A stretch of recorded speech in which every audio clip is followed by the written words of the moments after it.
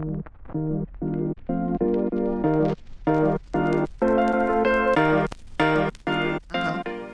your flowers questions to Latoya. What's up, y'all? It's your girl, Latoya Monique at Getting Your Flowers. Listen, we're going to do something interesting on this go. My producer, Chris, is going to come and, well, he's going to ask some questions and I am going to answer those questions because I think that is vital that I am being communicated in a way that for those who don't know me can kind of get a kind of an idea of who I am and like what direction I'm trying to go with the podcast and things of that nature. So I'm excited. All right. So I have a couple of questions. Yes. And one of the first questions I'm going to have is, why Getting Your Flowers? There is 100 different names that you could have picked, but why Getting Your Flowers? That's a good question. So me and my old partner, we were trying to come up with names because my previous show was called Let's Talk About It with Latoya Monique. And, you know, everyone started doing that. Let's talk about it. Let's talk about it, you know, and then, you know, of course, no Latoya Monique. I come from a generation of giving people. We come from Southern background. My mother was from Memphis, Tennessee. My father was from Greensboro, North Carolina.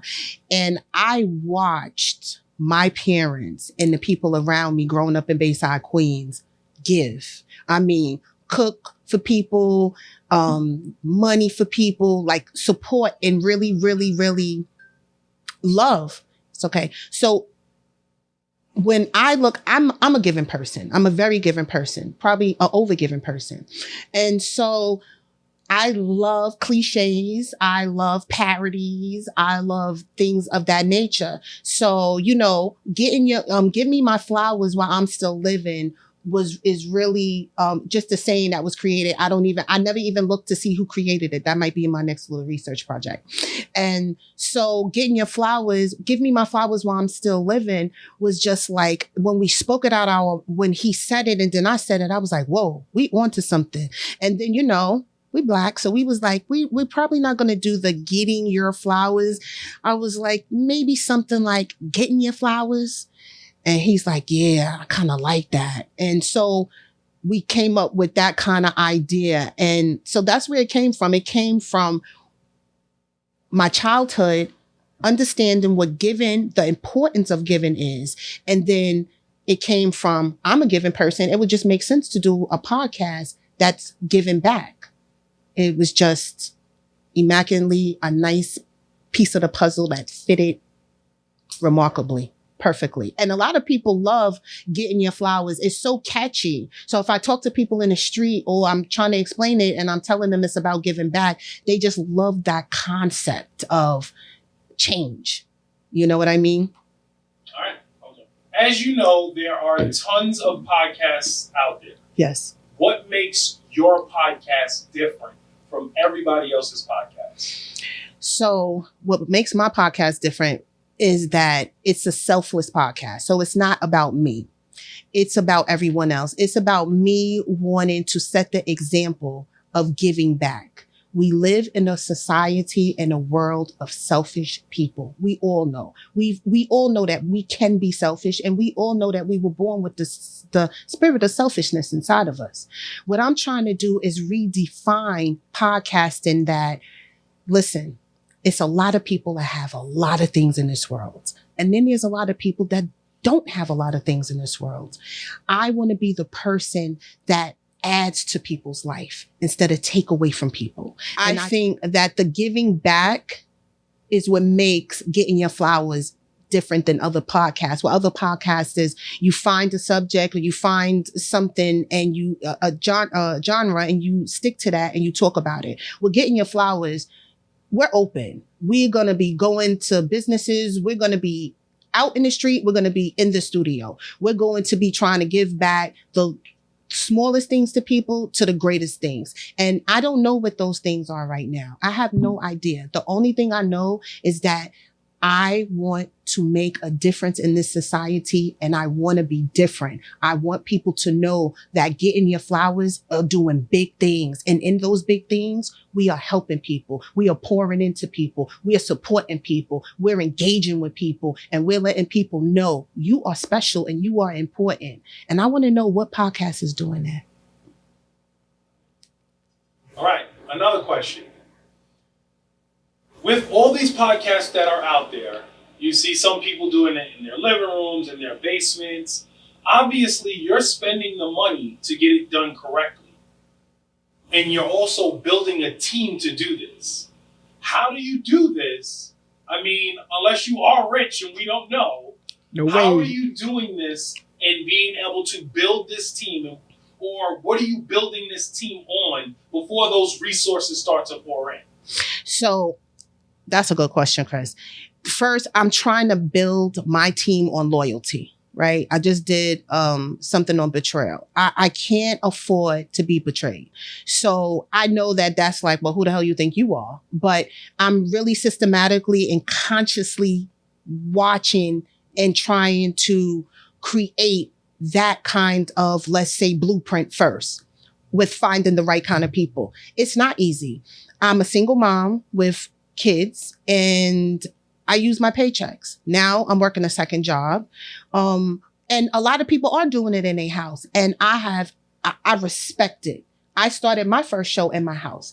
The thing with me is my professionalism. When someone comes to me, for instance, if 50 Cent is strolling through TikTok and he happens to come roll across Getting Your Flowers. When I sit face to face with 50, his fine self, I want him to not just see a pretty face. I don't want him just to see a beautiful woman, a voluptuous woman. I want him to see, what did you do that you really believed in yourself? What did you do? Well, I invested in a studio. I invested in the people who was around me. I started a web, creating content. I started building a website. I have social media. I have somebody working on this. You know, when you start telling people, this is what I've been doing, I'm doing the work. Anybody know me, know I put the work in, and it's not easy to do. So how am I doing it? I'm strategizing it day by day. I'm taking my time. I'm trying to see who's really interested in doing it or who's just around for the fun. And then I'm strategically trying to go into schools, go into libraries, go into homes, wherever, to make a difference and to let it be contagious. Did that make me into the question? It did. Okay. So it's not easy. I'm doing it on my own. And I think that when people are podcasting, do whatever you want to do. I'm not saying that. But if you really show people who are going to come to you and say, listen, I want to invest in you. I want people to be able to say, she got it. I want her. She's with it. She knows what she's doing. She knows what she wants, you know? So when you start saying, listen, I need like 15 shows. Oh, well, I have 20. You know what I mean? I'm that type of person. And you can do it on the inside of your home, but it makes you understand the precedence of what you have obtained when you know I've invested in myself. And when it's not a lot of money, really, people think it's so much. It's not. Do the homework. Do the research. Take a couple of meetings. Sit down with people. It's not. You spend more money probably in weed and drinking, outfits, and them red bottom shoes and them Gucci belts than you do in trying to start something. So yeah, that's my answer. So in our culture, we've always been told you do not ask a Black woman her age. But throughout your podcast, you continually tell people what your age is, right? So you're letting the world know this. Mm-hmm. My question is, for the person that is your age, which I think you said 50, right? Yes, 50. And they want to do this and they may feel, oh no, I'm too old to do a podcast. Mm-hmm. How do you respond to a person that says that? I would first say you are only as old as you want to give yourself, as old as you feel. Second, or I would say, research some of the greatest people in the world, and some of them, not all of them, started in their 50s, sometimes late 40s, sometimes I know Bernie Mac was one of them. I mean, God rest his soul. I think Vera Wang also, she was later in life with certain things. Research that and realize that it doesn't matter how old you are, but what are your capabilities of getting done what you want to get done while you're here? People can't believe I'm 50. Thank you. Love that. Good genes. But the important thing is I really, really wanted it. And if you really, really want it, age is definitely not going to stop you. And to be honest, I don't want to be that guy that says the 50 is the new 30. But I mean, I know a lot of 40 and 50-year-old men and women that look good and look better than the younger generation. No disrespect to y'all, though. I love y'all. But, it's really about that kind of mentality. I'm in school to be a nurse right now. People, how are you doing it? I don't know. I'm doing it though. Second year in, I'm pushing forward. You talk yourself out of it. It doesn't matter if you're 50, if you're 80, if you're 60, it doesn't matter. You can do anything you want if you want to really do it. Lose weight, look younger, feel younger, become more abundant, have more money. You could do anything that you want to do. So to your question, Chris, I would say to them, research other people and let other people's stories, including mine, be an entrance to an opening door for what you want to do. Possibly. All right. Another question. Yes, sir. So with a podcast also comes notoriety as well as you being noticed by a lot of different people. Oh, yes. As an attractive Black woman, are you prepared, and this is kind of a two-part question, so you can answer the first part. Okay. Are you prepared for all of that, everyone coming at you and looking at you and kind of judging you? Are you prepared for that? That's the first question, I guess. Yes or no? I'm going to say no. You can say no. Yes. All right, so since you said no, explain why. I'm probably going to have to be the person that has a strong person on my right side in my ear telling me, don't read those posts. Don't look at those letters. Don't pay attention to it, because I know from other people's experiences and them sharing their stories of, celebrities and people who are started off in like where I'm at now, and people are ugly. And even now, I mean, I've had friends who called me a fake Oprah. I've had, people say, who she thinks she is, just the audacity for you to even say, like, I'm going to start a podcast. People, the first thing they want to say is, who the hell do you think you are? You really have to stand in it. And yeah, being an attractive Black woman is hard. I said it before and I'll say it again. People really do not take you seriously. I remember when I was doing web series, I invited a group of people to come down and they were doing really well on the, their numbers was doing really good on YouTube, and I asked them to come down. And, I was laughed at. I know this because someone told me. I was laughed at. They was like, oh, no, da. But when they came down to that particular studio and I was in Long Island City, baby, I had the food set up. I had the makeup artist on deck for them. I had they couldn't believe it. Somebody built me a stage. I had, Divin Matthews. I love you, Divin. Divin built me a stage at the studio, and I really had it going on. And I understood, and he came to me because it was always jokes, in the industry, you got your jokes, you got your big brothers. And he really pulled me aside. I'm going to have him up here, on my next show. And he really, I'm not going to mention his name now, but he said to me, I'm so proud of you. He said, I'm really proud of you. I was not expecting any of this. And being a Black woman and being attractive out in the industry, it's scary. And I don't know what's going to come against me. And I don't want anyone to go back to the question, because I'll go off. I don't feel like I'm prepared for it, because I feel like when people judge me, it upsets me. So I could only imagine. You can say, yeah, I'm going to be ready for it. Like, well, she wears a weave and she wears this and, she wears makeup and she does that. I probably can't handle it, but I will pray. I will ask God, and I hope that I will get strong people around my team that could really protect me and my image and my family. All right. So part 2 to that question is, With that attention comes attention from men as well. So first question, are you single? I am. You are single. I am. Okay. I am. So if people were to reach out to you throughout this podcast, would you give men a chance if they're reaching out to you through YouTube or through your comments and said, hey, I want to date you? Would you actually respond to that? Ooh. I probably would not respond to it. For the fact is, you know me through my podcast. I would say a dating app I would be more susceptible to. But for you to know me through that, then that means you have intention.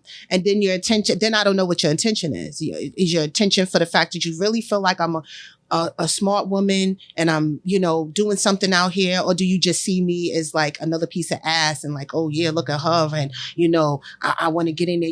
I got to remember Mary J. Blige, honey. I got to remember Wendy Williams. These men destroyed them. And that's only a few. We're not even talking about the Aretha story. And, we can go back. I am petrified. I mean, to have anybody in my life right now, I'm like this. You just can't trust people because you don't know what their intentions. So for me to even think about trying to deal with somebody, I mean, unless this person, I can research them and I can go into something and they really somebody that I've seen and think that they're a good person. But if not, I would definitely stay away from that because again, you got to be protected. I got to get my bodyguards up. Then I can, maybe, but definitely not. Okay. All right. So last question. Yes, sir. As a Black woman that is a mother, works 2 jobs, has the podcast, goes to nursing school, where do you find the time for yourself? Great question. I make it. I went the other day after work. I was laying there. I have a place I go get a massage at. I was feeling real tense. I had a long week at work. I called them up. Can I come in? Yep. Come in 30 minutes. Ran down there, got my massage, my hour massage. I calculate time for me because it's so important. I love quiet. People swear I love drama. They swear I love, I don't. I was raised in a house like that. True. I went through that. True. But I like peace of mind. So I make time. I said it on the last show. I went down to Atlantic City. People couldn't believe it. I went by myself, a couple of bottles of wine, some bubble bath, and they couldn't believe it. You travel by yourself? I sure did. I do a lot of things by myself. It's the best thing in the world to do. I missed the question. No, you answered. I don't even remember what it was. That's What the do you ADHD. What do we do in my spare time? Yes. Okay. You told us. Okay. Yes, I do that. And also, I want to add, I'm a praying person. In spite of, because I know I'm not perfect, and I know I'm a sinner. Like I do know. Nobody has to tell me that. No one in this world has to tell me that. But being a praying woman, you also have to know that solidarity is very important. And you have to be able to sit by yourself to reflect. So I got to fit that time in, even at lunch at work. Sometimes I got to sit. I get 45 minutes. I'm going to take 30 minutes just to sit because I got to gravitate everything that's going into my mind. I want to go away. I'm going to DR by myself in June. I booked that trip in June. So I find time and places amongst everything because it is crazy to love on Latoya. I have to. And that's why people say, oh, you look so good. It's the spirit in me that you see because I'm Chris. I'm going to show you a picture of me from 5 years ago. I posted it and then I took it down. I don't know how many people seen it because I put it up and I quickly. Some people did see it. Some people didn't. I want you to show this particular picture. This is who I was 5 years ago. But I'm 5 years ago, strong, alcoholic, homeless. That was me preparing to do a wedding for a friend, to host a wedding. That doesn't even look like you. That was absolutely that's exactly who I am. That's exactly who I was. Would you feel comfortable showing everybody that? I think I'm not going to have a choice. Okay. So Right there. Point to it. It's right there. It's right there. Right there. It's right there. Right there. Right there. Right there. That was you. That was me. So, being that you showed everybody this picture, this is our last bonus question. Look at that person right there, and what would you say to them right now? Hang on. It's going to get better. Just hang on. Hang on, girl. And don't you give up, because it's going to get better. And did it get better? It got better, because people can't even believe I am who I am. And when people try to hurt me, they try to hurt that person. They can't hurt this person. There you go. All right. Thank you. Before we leave, you know what you got to tell them. Hey. Tell them. Please, please, please.